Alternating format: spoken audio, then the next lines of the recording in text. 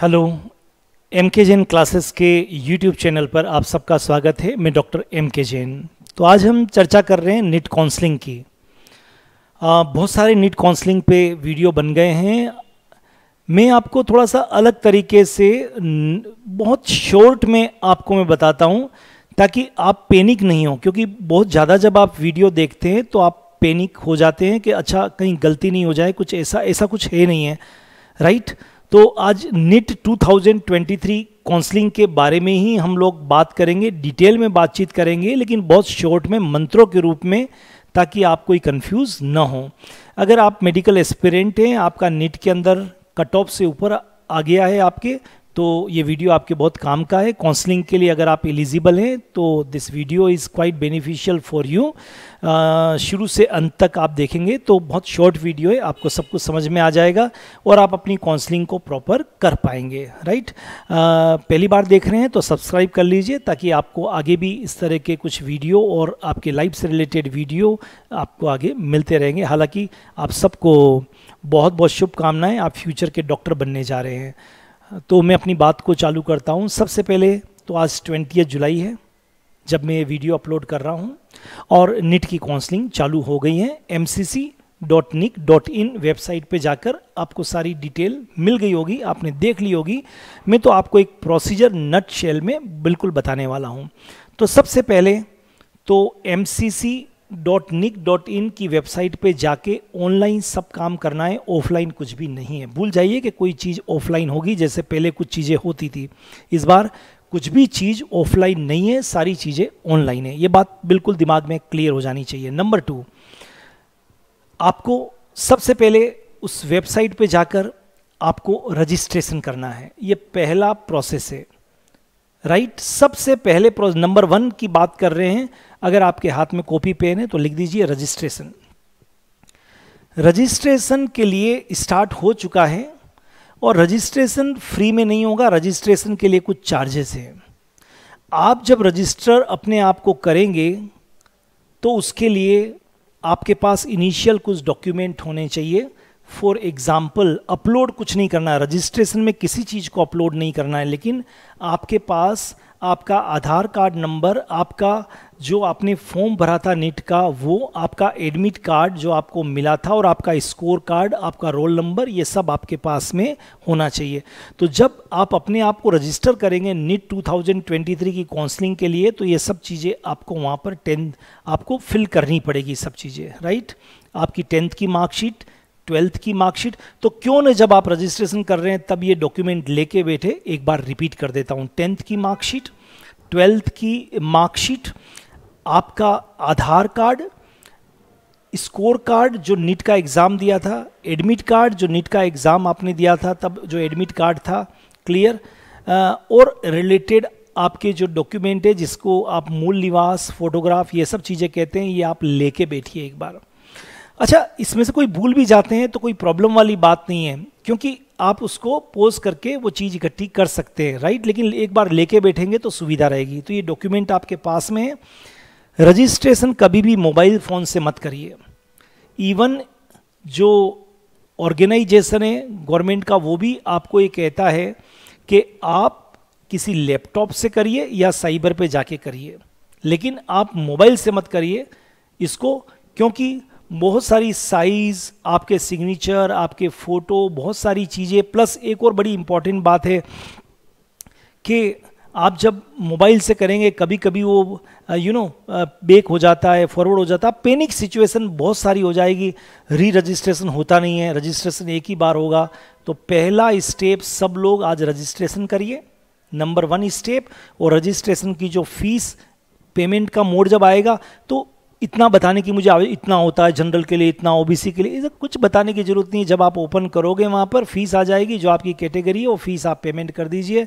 Debit card वहाँ पर दिया हुआ है, क्रेडिट कार्ड दिया हुआ है, कुछ यूपीआई पेमेंट्स के मोड दिए हुए हैं, कर दीजिए। इसलिए अननेसेसरी इतनी फीस होती है वो मैं बता नहीं रहा हूँ आपको, ठीक है। वहाँ से ऑप्शन आएंगे, जो आपकी फ़ीस है वो पे कर दीजिए। तो ये तो फीस हो जाएगी रजिस्ट्रेशन की, जो हमेशा नॉन रिफंडेबल होती है, कभी भी आपको रिफंड नहीं होगी, क्लियर।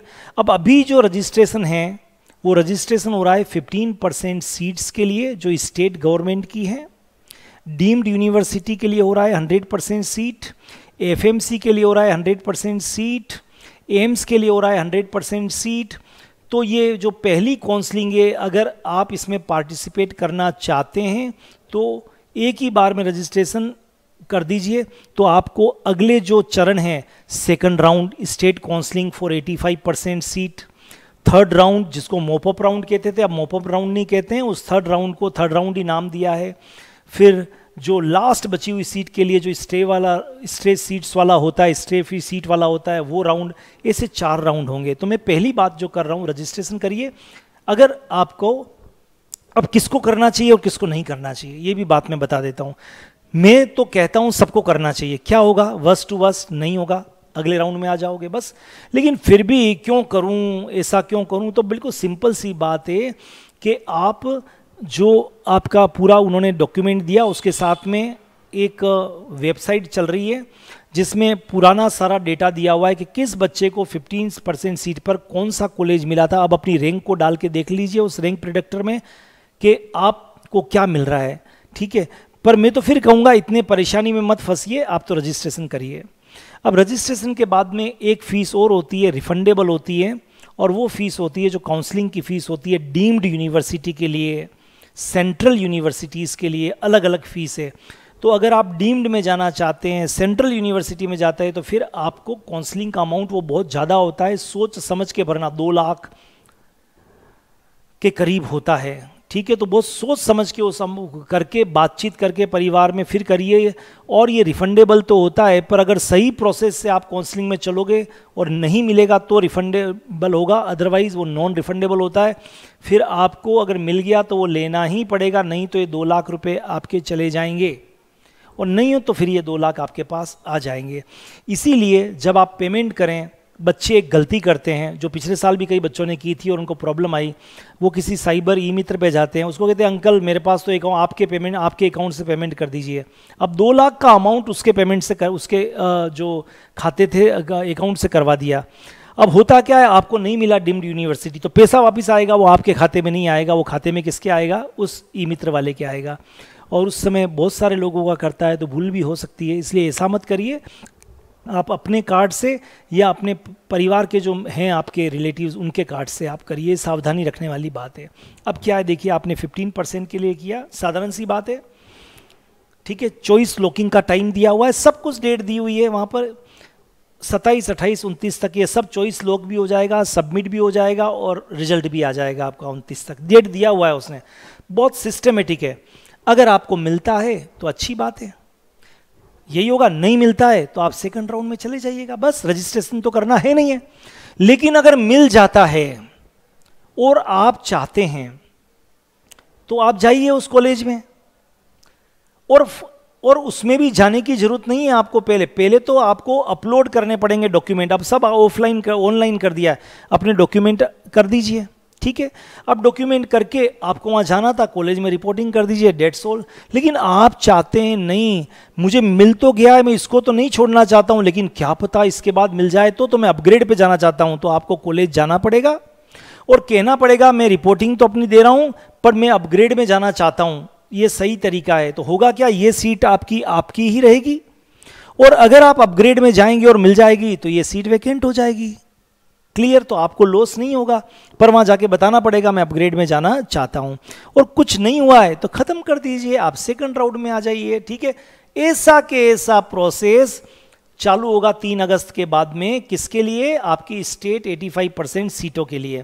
अच्छा, एम्स में, एएफएमसी में अगर आपको सीट्स मिलती है तो आपको फिर सब कुछ जाके वहाँ इंटरव्यू भी होगा, आपका फिजिकल भी होगा, वो सारा प्रोसेस होगा, सब कुछ बहुत अप टू डेट आपके सामने आ जाएगा। मैं अगले वीडियो में बता दूंगा अलग से एफएमसी के लिए, स्पेशली एम्स के लिए।